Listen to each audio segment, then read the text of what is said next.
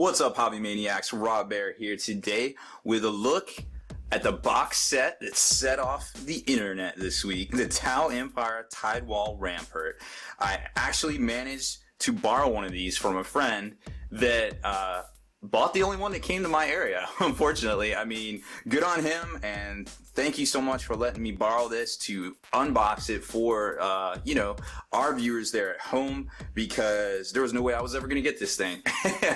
So another exclusive friend of the hobby helping us out, John Yee, thank you so much. So before we get into all this, I once again would like to welcome every one of you to stay in the trenches, subscribe to this YouTube channel, check out the blog, spikybitsblog.com, and head on over to thelongwar.net. That's the home of the battle reports for exclusive content and early access videos. Become a veteran of the Long War today. So like I was saying, this pretty much, broke the internet this week, besides the Star Wars trailer, Kim Kardashian, and Carrie Fisher's birthday, I feel like.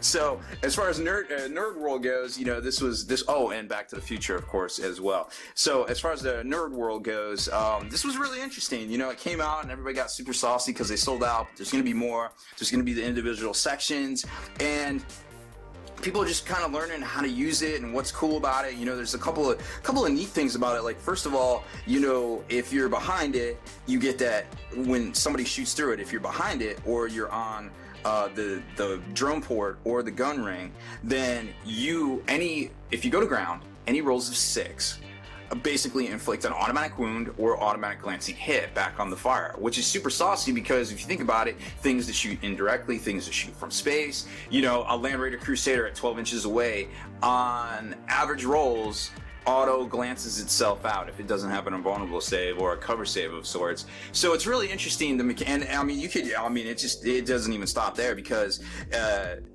Tau faction can control this gun. So if you have one side's Tau run up to this gun and you have the other side's Tau on here as well, technically you can turn the gun and shoot the other Tau on it. And if you have Tau on it and other Tau on it that aren't on the same, they're opposing factions, technically one Tau could drive this thing away from the other Tau. So it gets all super crazy and convoluted, and there's all sorts of gotchas and what ifs with this thing that are really interesting. I don't feel like they did a bad job with the rules. I just feel like, hey, there's going to be these instances where stuff doesn't quite make sense, and we just got to roll with it. Rules is written and such, because that's the way the game is. Eventually, if you answer every little trivial thing here and there, then the rule book goes from being this big to this big, and none of us want that. We just want to play with our toys, basically. I feel like in some instances 40K is an excuse for us to set up our collection on a table and move it around. I don't know if y'all agree with me on that one, but sometimes I definitely feel that way. So let's take a closer look at what comes in it, per se. So obviously, there's a lot of confusion, and apparently they're coming out with individual sections, and they're all going to have their individual fortification rules. So that's where it gets a little weird, because you've got all these pieces, and they basically label it for us. The Tidewall gun ring is a weapon emplacement. So all of this, basically, you can't attack it, you can't do anything to it, whatever. The shield ring, Tidewall drone port, is also, it's just basically battlefield debris. It's just chilling right there. Boom. So you've got that. And then you've got the Tidewall shield line, which are these two sections here, which also can be combined with this other part right here to basically lock it together and make a little pathway. Now, I'm not seeing exactly where that is on here. I feel like it's not actually on here, but I feel like you could take this off, you could attach it there if you didn't want the gun ring, thus, thinning its profile, so to speak. So there's a lot of different things you can do. The only thing that doesn't really seem to have rules, per se, is this Tidewall control platform, which is right here, which I think is this one, which technically doesn't have any rules in the rules. So it's not a weapon emplacement, it's not a battlefield debris, it's just kind of like a piece that you attach stuff to, I guess. So I'm a little confused about that part, personally. I haven't sorted that one out, but maybe somebody at home there has already figured it out. Definitely drop it in the comments. So that's a look at basically everything that comes in here. And then there's rules for adding an extra line for 60 points. The gun port, I think, is 85. The gun ring, or the drone port, the gun ring, it all goes up from there, kind of depending on how you field it, which also leads me to believe that is how many points they are going to be when they are available separately. You know what I mean? So there's that. So once you open this up, obviously it's the bigger size box. You've got these full sprues right here. You're going to get 2 of the shield walls, which are right here. And we'll kind of compare size on that here in a second. Then you've got the, the twin linked rail gun, which is right there. And then some of the pieces for the drone port. The drone port's actually kind of cool. It like assembles kind of like a kind of like armor, like snapping onto a ring kind of thing, I guess. And then here's those really cool acrylic pieces, boom, boom, that kind of remind me of some Necron jams, but there they are. And then we get to the rest of the kit where you basically get the part of the gun ring, which is right here, the mount. And then you've got these parts here, which go either on the control section or the drone port itself. So as far as new sprues go, the sprue count is 1, 2, 3, 4, and then the weapons. But you get multiples in here because that's how you take this section here, and then you can make the drone port or the control ring. So it's really interesting. GW smart. They only made a certain amount of sprues, and these aren't the junky, clunky Chinese stuff that we saw with the Age of Sigmar. These are full-on multi-part plastic. These are the good plastics. I can't say if they are made in China or not. It says made in the UK on the box, but I can tell you right now, this is the high-quality shit we're all used to. So good on them for doing that.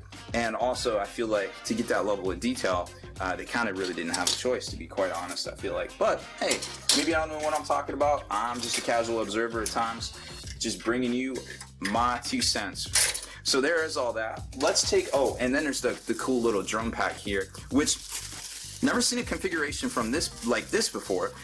It looks like it is just the normal plastic that you would get here. It's not quite the vehicle plastics, more like the squad plastics, but that's one of each drone. You get the Guardian drone, the Marker drone, the gun drone, and then also the shield drone as well. Right there's the shield drone bits. So let's take a look at the instruction manual real quick to kind of show you.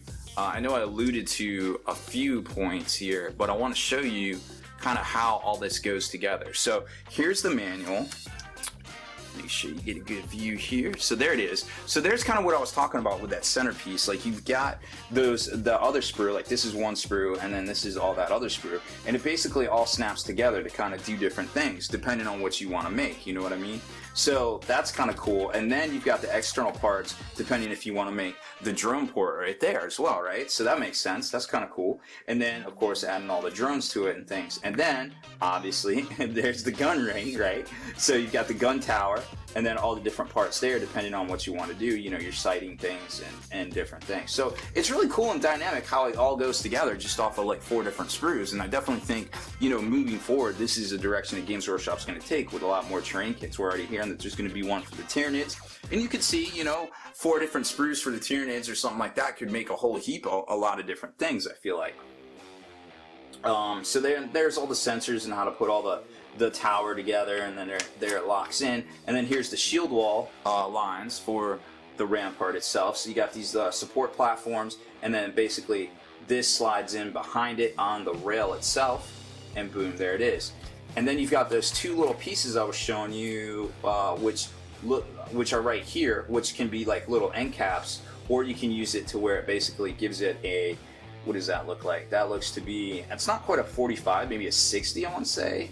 I'm not sure, but basically I would say that's a 60, just kind of glancing at it. So it's a 60-degree little arc there, kind of depending on what you want to do, because you can add 2 more of these to this. You could take, you could just basically take a diamond of shield wall for the Rampart itself, because you can add different pieces to it, so you can have it sneaking around the bag. So I don't know, it's cool. I mean, you get 2 of these kits, or you just buy some extra parts with having the kit, and you can do pretty neat little things. And here's the rules themselves, which we saw. I guess it was just this was spotted somewhere. Somebody had put it up on the internet. So there it is right there. 265 points. This is what it contains. The 2 Tidewall shield lines itself, the gun ring, and the drone port. So that basically, you have the generic, if you don't put this stuff on it, you have that generic control ring. But if you do put the stuff on it, it becomes these. You know what I mean? So they use the same bits for the kit, is kind of how it goes. And then it gets into all the special rules and the extra things you can add here. You can add, 2 shield lines for 60, the drone port for 60, or the gun ring for 85. So it's got all sorts of cool stuff going on there. Now let's take a closer look at the minis itself and kind of see what you can do. First off, so here's the gun line, just to give you an idea of what you can put on here. Now, this goes together. Obviously, this isn't mine, so I'm not gonna, put it together and do different things. But basically, those pieces, these support pieces, basically lock you in right here, and then this supports itself. Looks like it supports itself right there, and so these will basically glue right to it and kind of lock it in. So there's that. So once you have that on there, then you can, kind of figure out how many guys you can fit on there. I mean, ideally, you probably want to fit 10 guys on here. So let's try it. I got some of my handy Iron Warriors from back in the day right here. So let's see what we can get. Now, granted, these are on the scrawny Xenos 32mm size because, well, let's face it, I haven't had a chance to change all my miniatures over. So it looks like you can get 8 on the shield wall section itself. And then depending on what you do on the end cap piece, you can get your 2 more. So it can definitely fit 10 miniatures on it, which is really neat to see right there. And then depending on if you do the little elbow bend or you do the end cap piece over top of it, that's pretty much what you can get right there. So that's cool. So let's check, see how many guys you can fit in the ring itself, because the rings are going to be symmetrical depending on which one you take. So the insides of the ring are always going to have the most room right there. Now, interestingly enough, I can tell you right now, the blast template is roughly 5 inches in diameter, and this is very close to 5 inches in diameter. So if you have a bunch of tau in here and somebody drops a template on you, you're going to get most of those guys. So that's why it's so funny that when you go to ground and you get that 60, for every 6 you roll, it does the automatic wound or glancing hit back, because that's actually going to happen more often than not. As you can see, this is 10 dudes and there's still room to spare in here. So to keep that in mind, you can fit you could probably fit, I would say, at least 1, 2, 3, 4, 5 crisis suits in here. Well, no, they're on 50 mil bases now, so at least 3 crisis suits in here, 1 60 mil commander, and maybe a crisis suit in here. It doesn't seem like you could have a lot of room. And then there's the little ladder pieces there on the sides too. So you could fit a decent amount of guys in here, depending on how you want to do it and how you place them, and kind of how saucy you get with it, I feel like. But at the end of the day, I don't feel like this is incredibly, an incredibly competitive kind of piece of terrain, but I do feel like in casual games it's going to be great. I definitely agree with what a lot of people are saying out there, but for competitive, I just don't think it's I don't think it's got the juice to make it in the competitive world there. But I could be wrong. Like I said, we haven't seen all the rules yet, so it's definitely a lot more out there waiting to come to the fore with the new book and the Callian expansion and things like that. So if you have any particular questions about this kit that I didn't cover, definitely drop it in the comments. I'll try to answer. There's a lot, it's just try to clear up everything, because everybody kind of wants to know what's going on with this, not just because they wanted it or they play Tau, but when you set up across from this thing, you'd like to at least know how it works, right? I feel like that's only fair. So if you have one of these, make sure you take the time to talk to your opponent about how it works and what configuration and what does what, and that basically none of this even counts. You can just basically run up this. This is just battlefield debris, for the most part, in the gun emplacement. So it's super funny how it all works. It's very peculiar, but if we all do our homework and we all help our opponents along the way, there won't be a whole lot of confusion, I feel like. So that's it for this one, guys. Thanks for watching my unboxing and review of the new Tau Tidewall.